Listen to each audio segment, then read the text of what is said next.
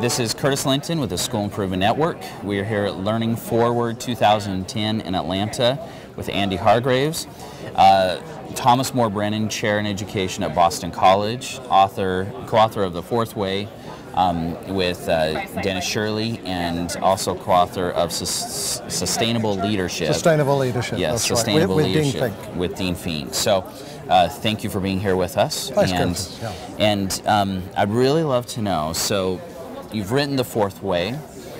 It takes the conversation on education to, really in a sense as you and Dennis present it, to a future level, to where it needs to go. So where does it need to go? Well, Curtis, we're at a huge choice point now, I think, in educational change. We've had a new president in this country. We have, for a while, more resources going into education from the federal level, less locally. So people are conflicted, I think, about where to go. It's clear that the existing system is not working. Of what we call the second way of change, which is of markets and standardization. Lots of people, including the Partnership for 21st Century Skills, and blue ribbon teams, including former secretaries of education, Republicans and Democrats, are saying we need something more creative, more innovative, more flexible, that help us compete with countries overseas. So they're looking for a kind of what we would call a third way. And both of these groups see opponents to this as being people from the first way, the baby boom generation, who believed, in their view, give us the money, let us get on with the job and leave us alone, and we'll do just fine. And people in the first way often did better than they're often caricatured as having done, but practice was very inconsistent then. So the puzzle is how do we reconcile and move beyond this tension between standardized tests, which people want to keep, 21st century skills, which is a new direction that people want to move into, using data a bit more as a basis for what they're doing, and somehow vanquishing the opposition of aging teachers, recalcitrant unions, stultifying bureaucracies as they're often portrayed in moving forward. And what we believe is that the third way has much promise in thinking about more creativity, innovation, flexibility, but it's got a bit too obsessed with the data, that the answer's in the data. The answer's in the targets, in the numbers, in the scores, in the tracking and in the monitoring and in the intervention, in the extra time, in the after school, in the Friday mornings, in learning slower or faster, but not really questioning what the learning is and what the learning is for. And the fourth way is really a way of trying to move beyond this by looking at what is best practice from many different parts of the world, from those countries that score particularly well on the international test of student achievement, places like Finland, very different, Alberta, from those schools and districts that seem to be doing particularly well, that are kind of outliers or against the odds within the countries that they are in. And from these, we're beginning to distill, and we do in our book, The Fourth Way, a set of key principles about what is a different way forward, that's not all about the markets and about bureaucratic imposition of targets and standards, but that involves the community more and involves the profession more in being drivers of change.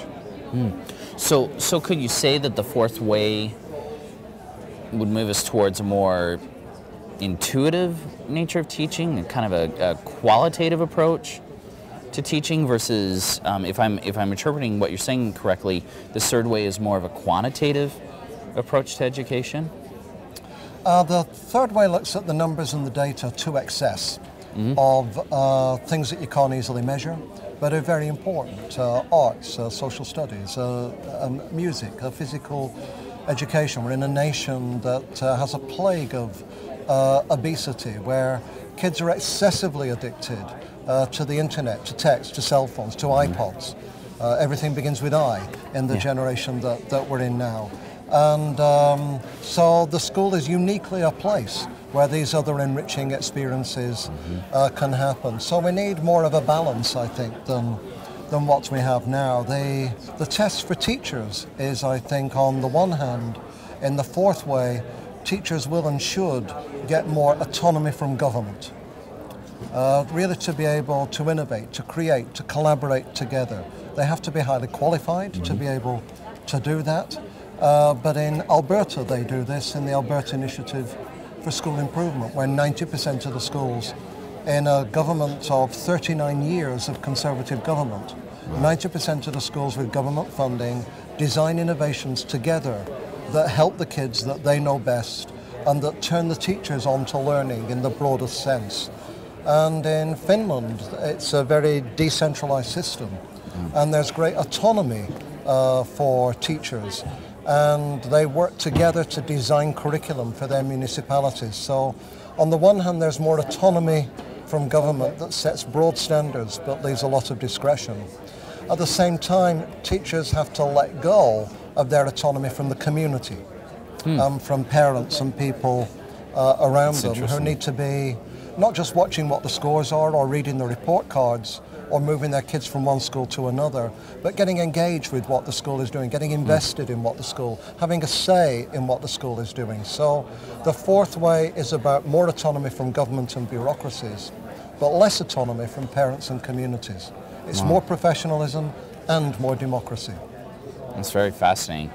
Very fascinating. So in that setup of, less autonomy from government, less autonomy from community and more autonomy from government. Yeah.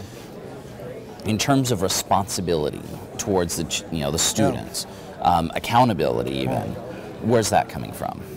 Well, the Finns have no word for accountability. The only word they have is responsibility. And what we say in our book is accountability is the remainder that is left over when responsibility has failed. And we approach change in the wrong order. We approach it through accountability first, then hoping we can get some responsibility. Yeah. Whereas really we should be, as any family or community or nation should be doing, is thinking, how can we build responsibility for my own actions, for my neighbours' actions, my community's actions? How can we do that first? And in Finland, what teachers say over and over again is, I feel responsible for all the children in this school, not just those in my class. We've been to schools in Ontario in a current project we're doing in 10 school districts where special education teachers, classroom teachers say they feel responsible for the children together in the classroom. The grade 1 teachers says they feel responsible for the grade 6 kids' achievement. So we need to put more time into building responsibility and just mop up at the end with accountability when people haven't been up to the job or met their obligations.